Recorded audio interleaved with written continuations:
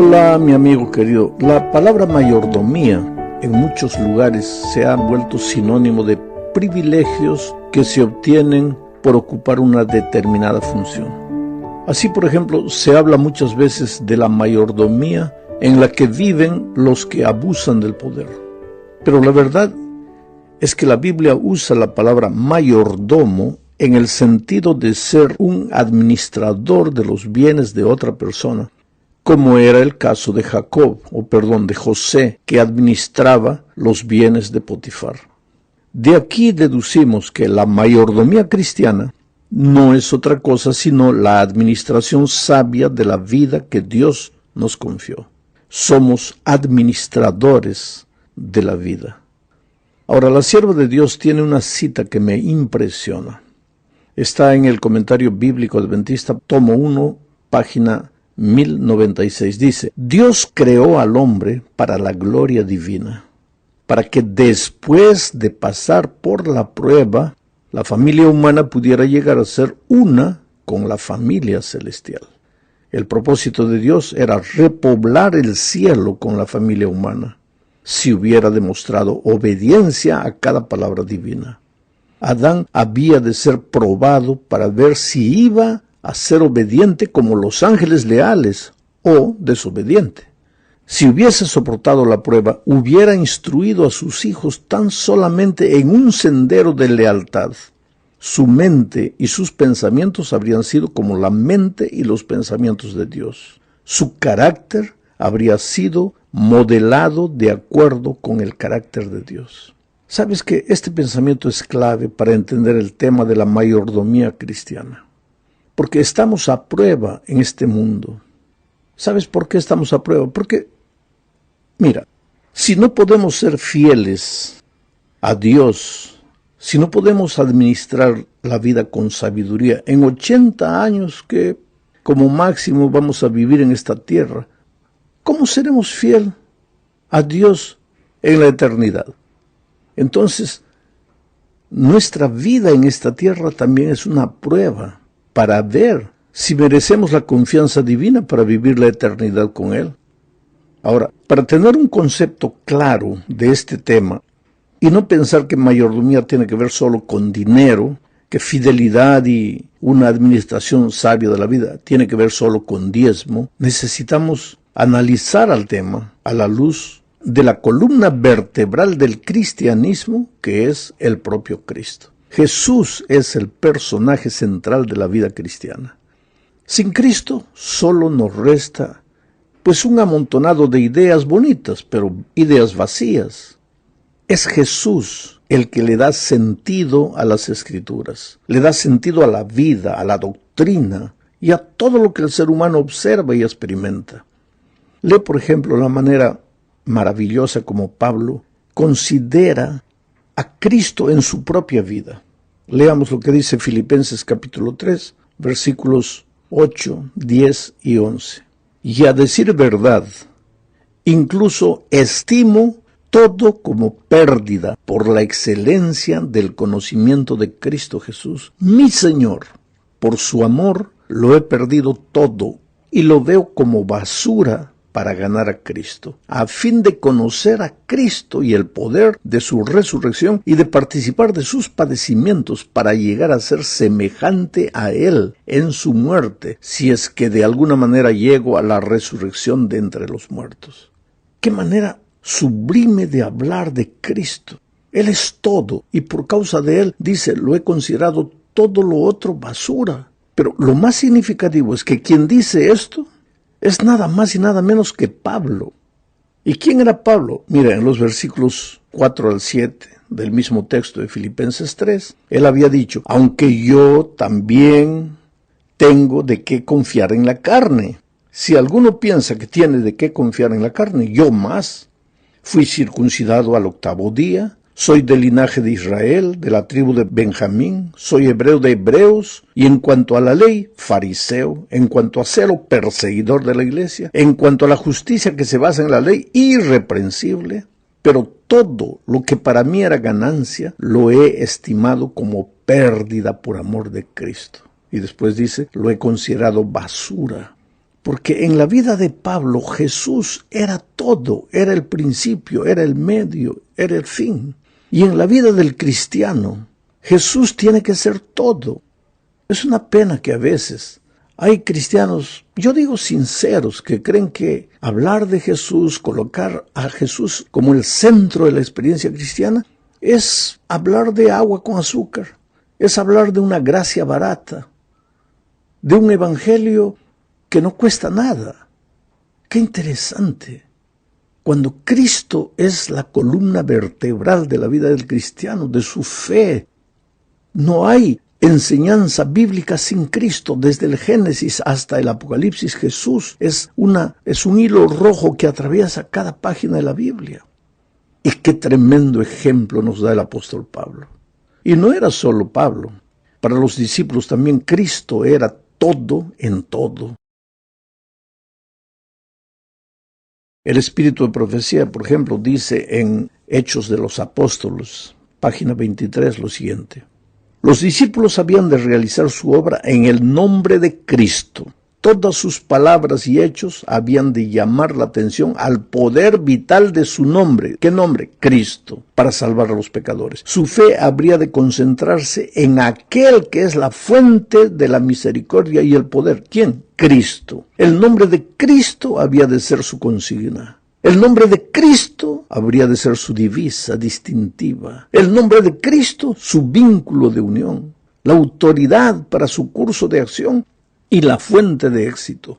Nada que no llevara su nombre. ¿Nombre de quién? Cristo. Y su inscripción de quién? Cristo. Había de ser reconocido en su reino. Por lo tanto, si nosotros queremos entender la esencia espiritual de la mayordomía, de la sabia administración de la vida, tenemos que hacerlo a la luz de Cristo. Porque solo Cristo le da sentido a cualquier cosa que nosotros podamos creer. En la segunda parte de este comentario, veremos que para administrar la vida de manera sabia, es pues necesario entender también el tema del santuario, porque el tema del santuario también es Cristo. La doctrina del santuario es clara en la epístola a los Hebreos. Es imposible leer la epístola a los Hebreos y no entender que hay un santuario en los cielos donde Jesús ministra en favor de todos aquellos que creen en su muerte expiatoria en la cruz del Calvario. Creo que todos los cristianos entendemos que si Jesús no hubiera muerto en la cruz del Calvario, estaríamos perdidos para siempre, porque todos habíamos pecado, y la paga del pecado es la muerte. Pero Dios nos amó de tal manera que dio a su Hijo para ocupar nuestro lugar y morir por nosotros. Ahora, ese es el tema central de la epístola a los Hebreos. Por eso en Hebreos 4, 14 al 16 dice, por lo tanto, ¿qué? Lo que ya se ha hablado, que Cristo murió por nosotros. Por lo tanto, y ya que en Jesús, el Hijo de Dios, tenemos un gran sumo sacerdote que traspasó los cielos. Aquí está la Biblia presentando a Jesucristo como el sumo sacerdote, y no en esta tierra, sino allá en el cielo. Tenemos un gran sumo sacerdote que traspasó los cielos. Retengamos nuestra profesión de fe. Entonces, ¿en qué se basa nuestra fe? En el hecho de que tenemos un sumo sacerdote que está allá en los cielos, en el santuario celestial. Eso es lo que fundamenta nuestra fe, nuestra confianza. Sigo leyendo el texto, porque no tenemos un sumo sacerdote que no pueda compadecerse de nuestras debilidades, sino uno que fue tentado en todo de la misma manera que nosotros, aunque sin pecado. Cristo fue tentado, pero nunca cayó. Por tanto, dice el autor de la epístola a los Hebreos, acerquémonos confiadamente al trono de la gracia para alcanzar misericordia y hallar gracia para cuando necesitemos ayuda. Acerquémonos. Esta expresión es interesante, hay que pensar, acerquémonos. ¿Por qué el escritor bíblico dice acerquémonos? Porque estamos alejados. A nadie que está cerca se le dice acércate. El ser humano hoy está lejos de Dios. Se alejó del Padre el día que Adán y Eva decidieron apoderarse de lo que era de Dios. Desde aquel día, el carácter de Dios quedó desfigurado en el ser humano. Dios es generoso y nosotros somos egoístas. Dios es dadivoso y nosotros lo queremos todo para nosotros. ¿Por qué? Porque estamos lejos del Padre. Tenemos el carácter desfigurado del Padre. Y eso nunca hubiera sucedido si nosotros no nos hubiéramos separado de Dios. Y lo peor de todo es que separados de Dios no somos felices. Sufrimos, lloramos, nos destruimos. ¿Y qué hace Dios? Nos llama. En el Edén le preguntó a Adán, ¿dónde estás tú? ¿Y dónde estaba él? Escondido entre los árboles. A lo largo del Antiguo Testamento Dios llama, una y otra vez. A través de Malaquías, el último libro del Antiguo Testamento, vuelve Dios a llamar a su pueblo, volved a mí. Y el pueblo pregunta, ¿en qué nos volveremos? ¿Por qué ese pueblo pregunta, ¿en qué nos volveremos? Porque estaba en la iglesia, guardaban el sábado, cumplían las leyes, todo, pero no eran fieles, no se habían devuelto a Dios por entero, con el ser completo, con el corazón y con todo lo que tenían. Cuando Jesús vino a esta tierra, lo primero que hizo fue llamar de nuevo a sus hijos. Venid a mí todos los que estáis cansados y agobiados. Y hoy sigue llamando. Ahora, a través del autor de Hebreos, dice, acerquémonos. Vengan, no se queden lejos, no vivan lejos de mí. ¿Por qué? Porque lejos de mí pues están con un carácter desfigurado y no son felices, viven creándose problemas. Solo que ese acercarse a Jesús no es una actitud romántica. Es volver al Padre, pero con el ser entero, con la vida completa, trayendo a Él todo lo que somos y todo lo que tenemos. Y los administradores sabios de la vida son pues aquellos que aceptan la invitación que está presente en el santuario y van a Jesús sabiendo que Él es un ayudador, que en Él encontraremos ayuda para las circunstancias más difíciles. Entonces ahora, después de haber dicho todo esto, voy a volver a leer el texto una vez más. Por lo tanto, ya que en Jesús, el Hijo de Dios, tenemos un gran sumo sacerdote que traspasó los cielos, retengamos nuestra profesión de fe. Porque no tenemos un sumo sacerdote que no pueda compadecerse de nuestras debilidades, sino uno que fue tentado en todo, de la misma manera que nosotros, aunque sin pecado. Por tanto, acerquémonos confiadamente al trono de la gracia para alcanzar misericordia y hallar gracia para cuando necesitemos ayuda. Qué tremendo este pensamiento. Hablemos ahora un poco sobre las doctrinas. Esta es la tercera parte de nuestro estudio. ¿Qué es la doctrina? El diccionario define a la doctrina como el conjunto de ideas, enseñanzas o principios básicos defendidos por un movimiento religioso, ideológico o político. Quiere decir que la doctrina de la Iglesia es lo que la Iglesia ha decidido enseñar. Hago la pregunta de otra manera. ¿Tiene la Iglesia autoridad para crear alguna doctrina? Y otra pregunta más para pensar. ¿Es la mayordomía cristiana una doctrina inventada por la Iglesia para recaudar fondos? Puede ser que haya alguien que piense de esa forma, pero la Biblia registra que Jesús dijo un día, lo que está registrado en Juan 7, 16 y 17. Jesús les respondió y dijo, mi doctrina no es mía, sino de aquel que me envió. El que quiera hacer la voluntad de Dios conocerá si la doctrina es de Dios o si yo hablo por mi propia cuenta. Aquí, mi querido amigo, Jesús es enfático al decir que sus enseñanzas o su doctrina, como le quieras llamar, porque la doctrina de Jesús es la enseñanza de Jesús. Y Jesús dice que su enseñanza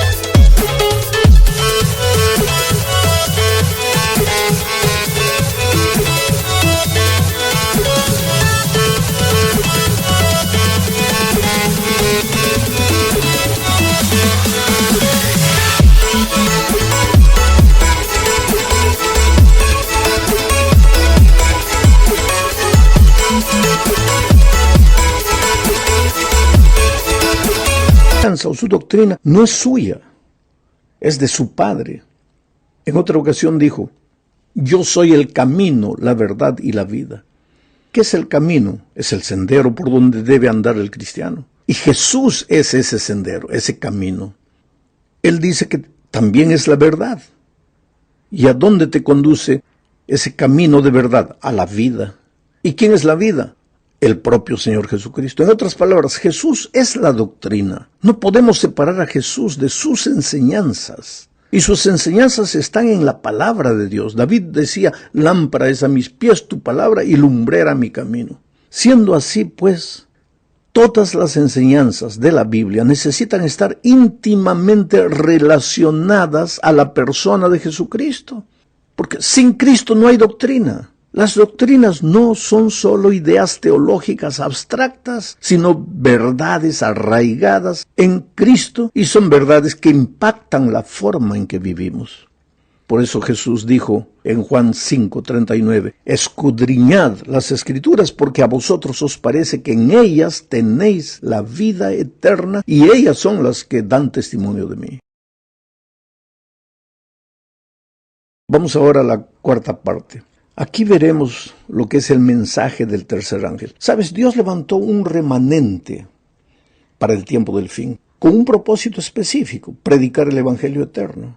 Apocalipsis 14, 6 y 7 dice, luego vi otro ángel, el cual volaba en medio del cielo, tenía el Evangelio eterno para predicarlo a los habitantes de la tierra, es decir, a toda nación, raza, lengua y pueblo. Ese ángel decía con fuerte voz, teman a Dios y denle gloria, porque la hora de su juicio ha llegado. Adoren al que hizo el cielo y la tierra, el mar y los manantiales de agua. Hay dos pensamientos en estos versículos. El primero es que el mensaje del tercer ángel consiste en la predicación del Evangelio eterno. El centro del Evangelio es Cristo. Por lo tanto, predicar el mensaje del tercer ángel es predicar a Cristo. Sin Él no hay Evangelio. Evangelio es la buena noticia de aunque nosotros pecamos, hay salvación en Cristo. El segundo pensamiento del texto que leí es que el propósito de la predicación de ese Evangelio es que los seres humanos teman a Dios y le den gloria porque la hora de su juicio ha llegado y que adoren al que hizo el cielo, la tierra, el mar y los manantiales de agua. Aquí encontramos el tema de la sabia administración de la vida. Porque sabiduría es colocar a Dios en primer lugar, devolverle la honra, devolverle todo lo que le pertenece a Él. Ese mensaje es urgente porque vivimos en un tiempo en que los seres humanos adoran cualquier cosa menos a Dios. Después de este primer ángel surgen otros dos, anunciando la caída del sistema religioso simbolizado por Babilonia y presentando la advertencia de no adorar al poder simbolizado por la bestia. Pero el centro de estos tres mensajes es el Evangelio eterno. No es atacar a ninguna iglesia, sino advertir a las personas con amor a que vengan a Cristo y que no sigan a poderes extraños, porque quien está por detrás de Babilonia y de la bestia es nada más y nada menos que el diablo. Pero con tristeza decimos que a lo largo de la historia, muchos han entendido mal el mensaje del tercer ángel. La sierva de Dios, porque en sus tiempos también había gente que no entendía este mensaje. La sierva de Dios entonces escribe lo siguiente. Varios me han escrito preguntándome si el mensaje de la justificación por la fe es el mensaje del tercer ángel. Y he contestado, es el mensaje del tercer ángel en verdad. Eso está ahí en el manuscrito 437 de 1890. Publicado en el libro Eventos de los Últimos Días, página 171. En otra parte ella dice, el tiempo de prueba es inminente, porque el fuerte clamor del tercer ángel ya ha comenzado en la revelación de la justicia de Cristo, el Redentor que perdona los pecados. Este es el comienzo de la luz del ángel cuya gloria llenará toda la tierra. Entonces no queda duda pues de que el mensaje del tercer ángel es la predicación de Cristo como la única solución para el problema de los seres humanos. Y aquel que viene a Cristo lógicamente se entregará al Señor Jesús y vivirá para Él. Llegamos al fin de este comentario hablando de devolvernos a Dios antes que sea demasiado tarde. Leamos Hebreos 9, 14. Cuanto más, dice, la sangre de Cristo, que por medio del Espíritu Eterno se ofreció a sí mismo, sin mancha a Dios, limpiará de obras muertas nuestra conciencia para que sirvamos al Dios vivo. Según esta declaración bíblica, ¿cuál es el propósito de la muerte de Cristo y de su ministerio en nuestro favor en el santuario celestial? Limpiar de obras muertas nuestra conciencia para que sirvamos al Dios vivo. ¿Qué significa esto? La sangre de Cristo no nos limpia del pecado. ¿Y por qué dice aquí que nos limpiará de obras muertas? ¿Qué son obras muertas? Es una devoción romántica, un cristianismo teórico, emocional y nada más. Pero el verdadero cristianismo sale de las palabras y entra en las acciones. Es una entrega, es un devolverse por completo al Señor Jesucristo. Hoy es el día de regresar a Jesús. Hoy es el día de decirle, Señor, vuelvo a ti con todo lo que soy, sin reservas, por completo. Que Dios te bendiga.